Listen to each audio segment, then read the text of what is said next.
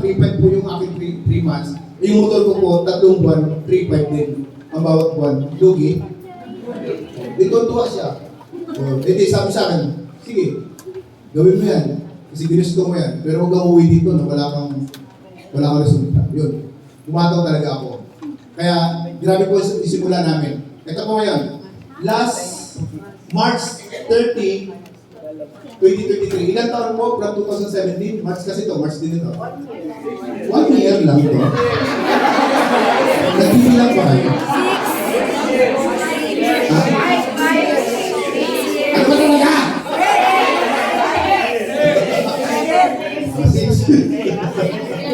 Okay, 6 years. Yung pre-5 ko po, kayo po ay 521,000 weekly. Ito po pre-5, 3 months. Kayo po 521, 1 week. 1 week. Ano ba? Magkano ulit po una? Okay, ito yun. So, tingnan natin ito. Guys, meron po ako, testament. Ito po, umatin po ako ng team building. Natatandaan ko pa, October 2016. Hindi ko pa nakita si Opti. Guys, alam niyo ba yung tinatawag na law of attraction? Yes! Yung nangyayari sa'yo, kung ano iniisip mo. Tapos yung iniisip mo, yun yung nararamdaman mo, yun yung lumalabas sa bibig mo, yun yung nagiging action mo. So, ibig sabihin, kung ikaw po, iniisip mo na yayaman ka, mangyayari talaga sa buhay mo yun. Kasi meron tinatawag na, hindi na, okay lang, discuss ko konti. May natutunan ko sa'yo. Kasi meron tinatawag na universal mind. Ano ba yung universal mind? Yan yung talino, yan yung talino ng Panginoong Diyos. Yung nakikita niyo sa universe, kaninong karunungan yan? Okay. Kaya lang nag-spread out ng Panginoong Diyos ng mga opportunities doon sa universe. Dalawa, negative, positive. Tama? Okay, so dalawa. Kaya guys, kapag naging mahirap ka, choice mo yun. Kapag naging successful ka, choice mo rin yun. Tama ba? Yes. Bakit nangyari yun? Kasi ganito po. Tayo kasi nagsiserve doon sa universe ng kung ano mindset mo. Kung negative ka mag-isip, yun din po yung babalik sa'yo. Kaya negative yung resulta sa atin. So kung positibo po yung sinesend mo dyan, positibo rin nangyari sa buhay natin. Tama ba? Tama. Tingnan niyo po, bakit yung mahirap lalo naghihirap? Kasi kada umaga, sinasabi niya, ang hirap ng buhay. Kaya bago matapos yung maghapon, ang hirap talaga ng buhay niya. Kinabukasan, mahirap pa rin. Yun ulit sasabihin niya, ang hirap talaga. So ano nangyari sa buhay niya? Kaya mahirap, dahil tanggap niya na mahirap siya, pahirap siya ng mahirap. Ito, balikan natin, bakit yung mayaman, lalo yung mayaman? Okay, kapag nakapanood ka po ng mga telenovela, isa lang po sasabihin, masama kasi ugali niya, mayaman na yan. Mali, hindi po yun. Yun yung orientation sa atin ng social media. Pero totoo, ang mayaman, bakit lalo ng mayaman? Pagising sa umaga niyan, ang inisip niyan, ayaw ko maghirap. Yun yung sinesend niya, di ba? That's why yun yung wini-wish niya, yun yung nangyayari sa kanya. O kayo po, ano inisip niyo ngayon? Alam niyo ba kung bakit guwapo ang tingin niyo sa akin? Kasi inisip niyo.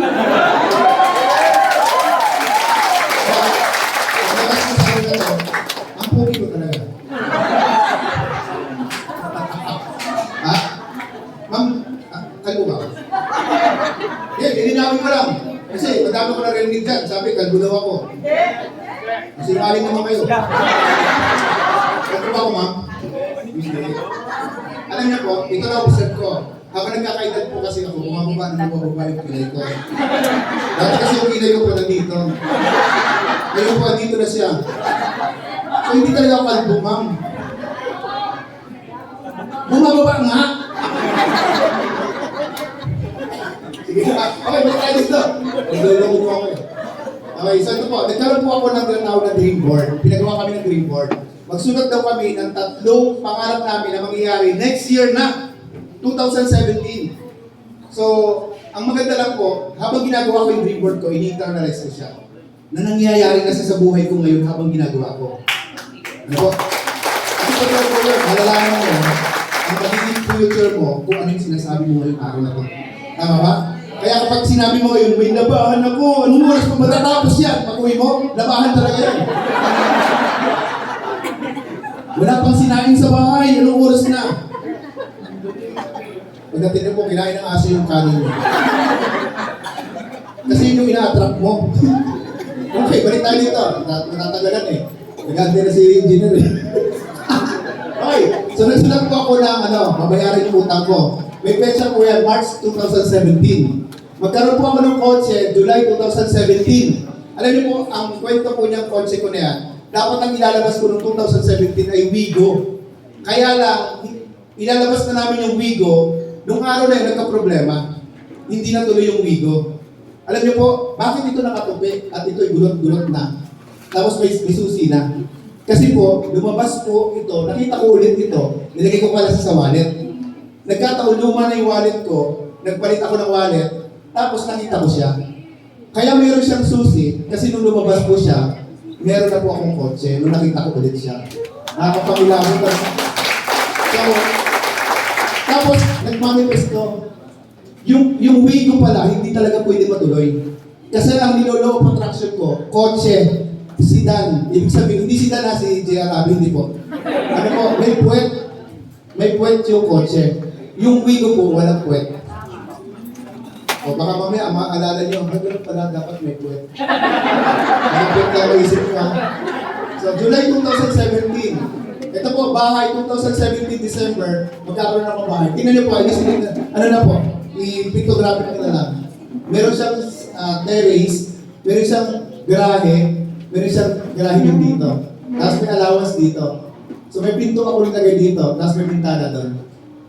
Pinapapipicturize ko lang. Saan ka bakit? Kung ano po yung picture ko mismo dito, yun ang nangyari. Okay. Tingnan natin. Ayan. Unang kotse ko, sedan. Alapakan na ako. Kung yung drawing ko, yun talaga mismo. Kasi nila po yung pa ako. Yung pa ako, Crocs. Ang chinelas ko. Alam mo bakit? 6 months po ako nag-OMT. Ang pa ako, nagkaroon ako ng ingron. Infection na hindi gumagaling. Nakapagpadalawang opera na po ako. Alam niyo po yung inooperahan ako, nakahawak ako sa kamay ng misis ko. Para ko lang anak. Kailangan ko ng moral support. Kasi takot po ako sa tusok. Sabi ng doktor, parang hindi lalaki to. Tusok lang ng anesthesia, takot na takot. So, 2 beses po ako na-operahan, tinanggal yung kuko. Pero bumalik-balik pa rin siya. Yun yung struggle ko na nagsisimula ako kay Opti, na hindi ko malilimutan. Ang hirap kumilos. Kasi dito, nagkataon pati ito, may ingron din. Yung tipong nag-present ako, Ma'am, napakaganda nito Opti. Tapos yung dugo pala, tumatasik na sa kanya. Sabi, ikuha na ako dito Totoo yun, totoo story yun. Tapos ito po nga pa ako, hindi ako nagsasapatos. Laging open lang siya. Bakit? Kasi nga yung ingron ko, madabuan lang ng lamaw, sakit. Kaya ako yung nagpipresent na nila lamaw. Okay. So ito ngayon. Ito po first card ko. Anong pesa po? Anong buwan? Okay. Anong buwan nga itong ating anak? Nangyari ba? Yes! Ito po maganda. Nasundan po yan.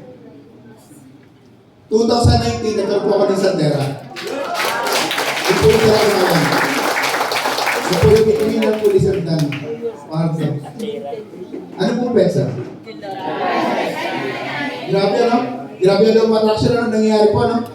Kaya guys, mag-ingat po kayo sa iniisip nyo kasi kung iniisip nyo, yung mangyayari sa buhay nyo. Kaya kung iniisip nyo kayo, hiyaman kayo kayo Opti. Hiyaman talaga kayo kayo Opti. Pangatlong sasakyan ko. July pa rin po. Hindi po yan sinasadya. Talagang ano po, natuklasan ko na lang siya, late na. Bakit puro July lahat ng mga sasakyan ko? Yun yung manifestation po ng thought mo. Yung attraction mo. Grabe no? Powerful talaga siya. Kaya, guys, kung mag-iisip, hindi kayo yaman. Maraming tao hindi mayaman kasi bakit tanggap nila hindi sila yaman. Dito binabago natin. Yung nangyari sa akin, pwede mangyari sa inyo. Kaya na, babaguhin niyo po yung mindset niyo. Dapat mula ngayon, payaman na tayo. Yes! Ikaw po, pakisabi po, payaman ako! Payaman ako! Okay, nagkaroon pa po kayo sa sasakyan. Ito po, pang-business ko naman. Ito na po, nasira na po yung July, naging October naman siya. Pero at least, may result na pa rin. Okay, tingnan natin yung bahay naman. Ayan. Itong bahay na to, hindi nangyari po ng 2018. 17. Nangyari po siya 2018. Kaya pala hindi siya mangyayari, dalawang bahay po magkatabi na kuha ko. Doble naman siya. Tapos kung ano po yung pinaka-drawing ko, may terrace, may gate, tapos may pintuan dito. Yun mismo yung nangyari po sa drawing ko, yun po yung sinayos sa totoong buhay. Kaya guys, kasi ko na sa inyo kasi at doon nagsisimula sa success natin, sa iniisip natin. Dapat maging positibo tayo. Tama po? Okay, ito po, nasundan pa siya. Nagkaroon po ako ng bahay sa Camilla Homes, sa Batangas. Tapos ito po, wala pa akong kayo team, pinamanahan kami ng biyanan ko. Yung magulang po ni Mrs., pinamanahan kami. Kasi naawa sa amin na wala kami, parang wala, kami yung pinaka-worst eh. So, dito yung time na to, wala pa kami. Sabi sa amin, sa inyo na lang yung bahay namin, na tinutuloy namin. Hindi ko alam kung bahay, kasi kung ano yung gawin din dingding. Okay. Kung kumikita na po ako kayo, team, ko ako sa apartment. So, ano yung bahay ko? 4. Ito po yung 4. Sa mga inalis ko, may 4 din bahay ko, ma'am. Okay lang ba? Dati, wala dito wala dito po yung picture na lagay mo dito yung picture nung nagsisimula ako kay Opti, ang tinitirahan po namin napakaliit na studio type. Yung studio type, ang nakalagay po doon, double deck. Yung ibabaw po, hangiran ng madamit namin, mga gamit namin, yung ilalim, yun yung tulugan namin. Hindi kami pwedeng sabay tumayo kasi magkakabanggaan kami. Nandun na yung CR, nandun yung lababo, nandun din yung lamesa. So, pag kumilos dapat isa-isa, 1 by 1 lang. Ngayon ang mahirap dito pag natutulog po kami. Pag natutulog po kami, kailangan nakatagilid yung isa nakaplat. So, kailangan may big way ka. Dapat yung isa po, pagpagod na yung isa naman tatagilid. So, ginawa ko, dahil napapagod na ako, pumatong na lang po ako.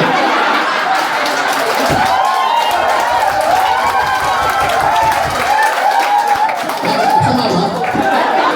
Asawa mo naman yun eh. Ang hirap eh. Ang hirap na natin nakatagilid ka eh. Dahil sa kurisa, pag hindi ka ka naman lang parehas eh, nagla din isa. Hindi patong na lang para buwan. Pero ngayon parang hindi na pwede. No? Nalagapak na kami. Okay, tama. Tinuloy-tuloy ko po ang pag-uupti ko. Nagkaroon na po ako ng resort ngayon. At itong resort na po na ito, umabot na po ng 50 million. Nakakatawa siya, nakakatulong na siya sa akin ngayon kasi kumikita na rin po siya. So, nag-cooperate po kami last October, mula October hanggang ngayon, dinadagsana siya ng tao. So, nakikilala na siya sa probinsya namin. Actually, top 2 na siya. So,